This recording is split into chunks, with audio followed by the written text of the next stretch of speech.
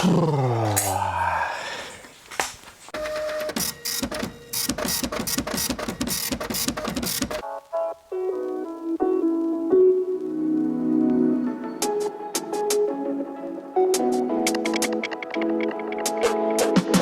going to go through a quick evaluation of a bike. So if you're working in the shop or you're taking on mechanic work, customer first brings that bike in, we're going to do a quick look at it, assess it. Well, it could take 5 minutes, 10 minutes. You're talking, asking questions to the customer, any particular problems with it. You're going to verify those problems, find them if you can. Sometimes it takes going for a test ride and having the customer next to you, or have them near you, so you can kind of identify where it's coming from. That way you can kind of jump to the meat of the problem. But usually first thing I'm doing, even if I'm doing a brake adjustment on a bike, I'll still check out the rest of the bike. Stuff you need to really get your eyeballs on. We're doing a chain check here, so got your chain checker. Probably one of the first things I do is check the chain. It's like the life of the bike. It can give you a lot of information. It's like changing the oil in your car. We keep that oil fresh. It's going to keep the rest of the components fresh. You don't have to go out changing whole engine. But chain checker here. This is just the Park Tools TC-4. Drop that in. And this chain is showing worn. And I like to give it a little movement side to side if available.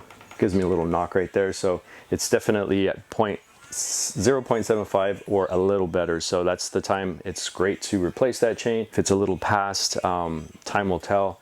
Rather than just have you replace everything all at once, like a chain ring, cassette, things like that, it may not be necessary. I'll throw a chain on it, I'll test ride it. If it's really bad, we're going to get chain slip, where the chain will stay on a gear, but it'll jump and slip a couple teeth rather than change gears. That's going to be something different. That's going to be more like derailleur problem. But a worn chain can produce those problems as well. It's kind of a fine line. So right off the bat, we got a bad chain, so that can be replaced. And so you can get the verification from the customer right there. You're like, hey, we're going to upgrade to this chain here. You authorize it. Boom. We don't have to give you a phone call later.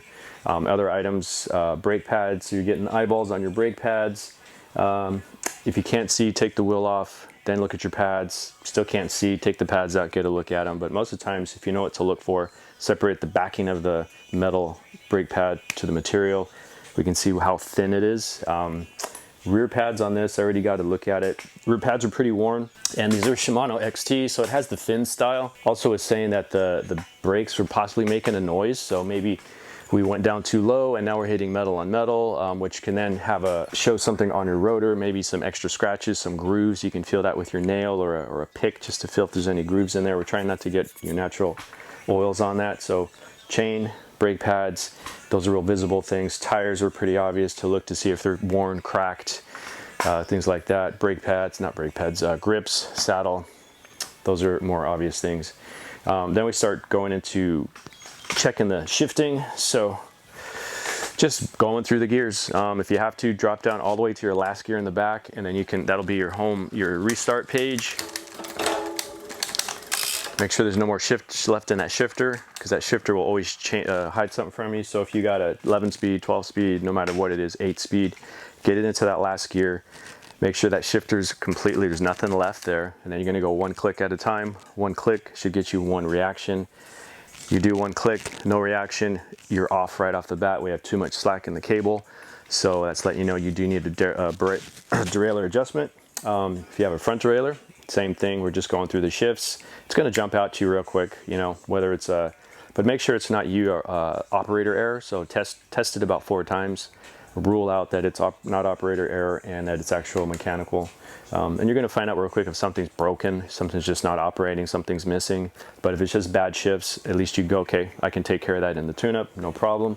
Brakes, it's kind of an easy one. I'm just feeling the brake lever. We definitely want to feel the brake stop at a good spot halfway through its travel. You don't want to come too close to your handlebar, front and rear. And then so one quick thing I felt on that right off the bat, I gave it about 3 or 4 pumps. First and second pump came in kind of close, and then as I pumped it, the lever firmed up. So very mild, very mild. Not many people are going to feel that unless you know what to look for. But that tells me that could be a little bit of air in the system, which could show its head every now and then, especially if you hang your bike up, handlebars are up, air will travel up to the lever, and then when you first give it a squeeze, lever can go to the bar, and then as you continue to pump it, it will firm up. You'll kind of push and squash those bubbles out and away, and pressure will come back. Most of the time you're okay to ride, it's still safe, but it is an indication that you may have some air in the system and it could slowly progress and get worse. If it immediately goes to the bar, I wouldn't trust it, don't ride it, get it bled or have it looked at. So after that, brakes, so we got good pressure there.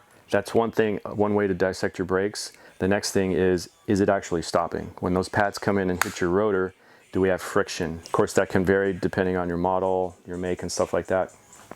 But that's a good question for the customer. If they just don't know what you're talking about, then you take it for a test ride, see how it feels. You want to be able to like skid. You want to feel that front brake come to a nice easy stop.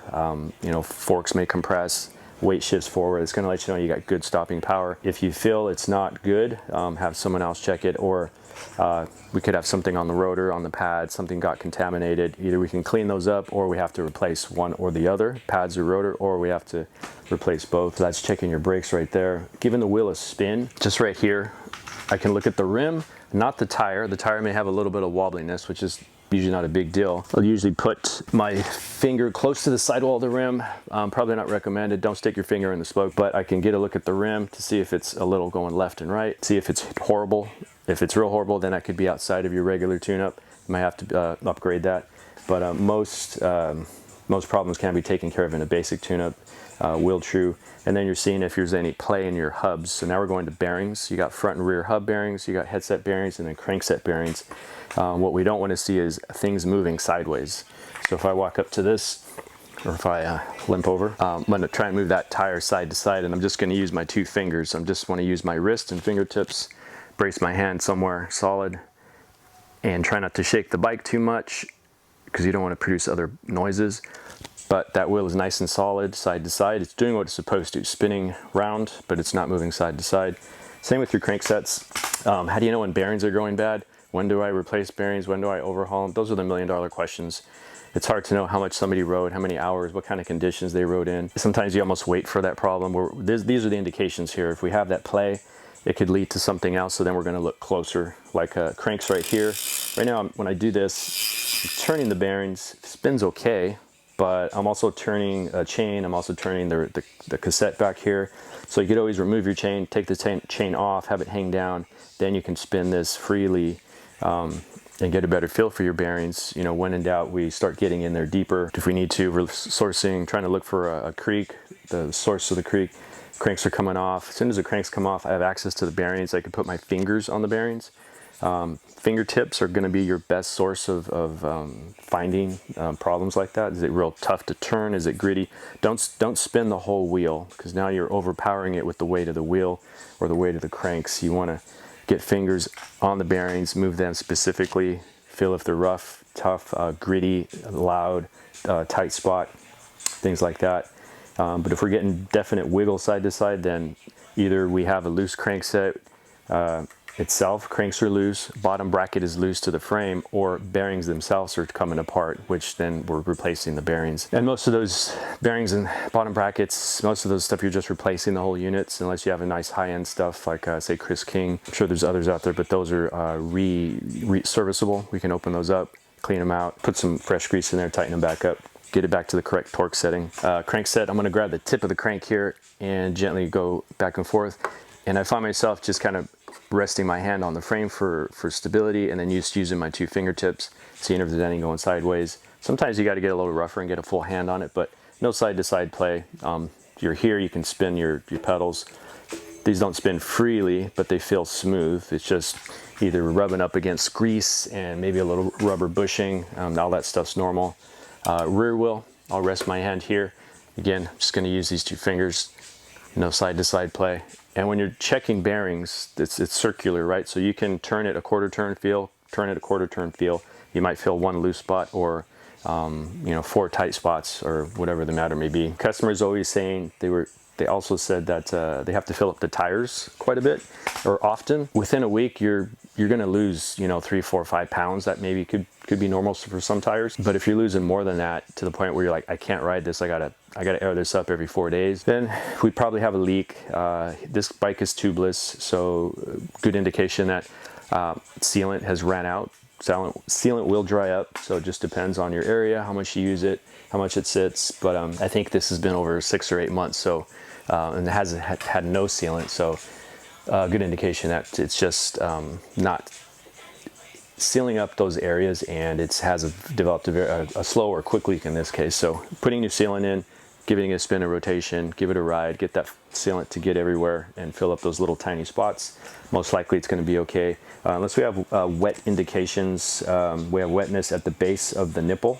If we see dry sealant coming out of there, then your tape that is going around your rim, usually that's an adhesive for tubeless tires or tubeless wheels, that's probably failed. Sealant's got under it, went through the spoke hole, and then it's leaking out the other side. In this case, it'd be coming out here.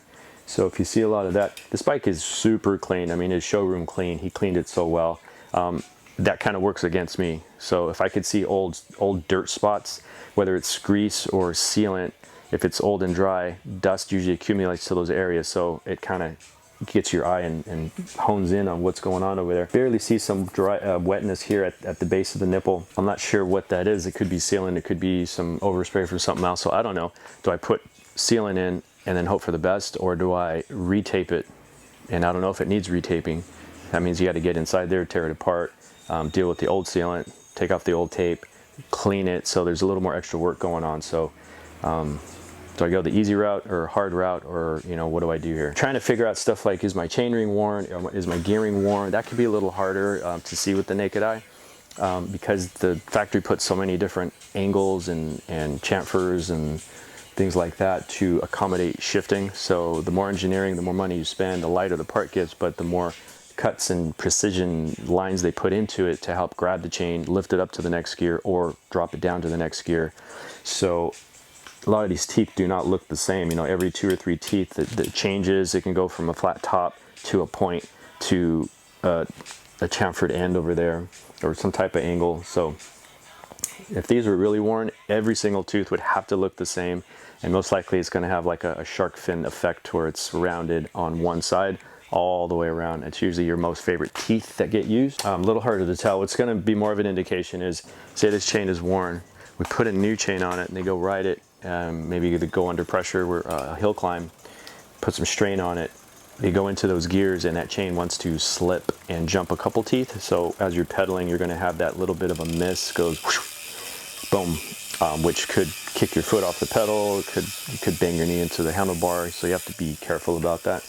But that's going to tell me that one or more gears are worn back here and I need to replace that cassette. Can happen to the chain ring. Usually that takes a little bit longer because it's thicker. But in this case, now that we're using 1x1 systems, we're not sharing 2 gears over here or 3 gears. Like back in the day, we were running 3x9s. That was around for such a long time. 3 gears in the front, 9 back here. Then it went to 2-10 for a very short blink of an eye, and then it went to 1x12. So these chain rings are now taking all the work where it's getting shared in the back. So I do see the chain rings getting worn a little quicker than usual. If you're on top of your chain, changing them when you're supposed to, you will give more life. All the gears will last a little bit longer, but it's not uncommon for the front chain rings to wear out before the cassette.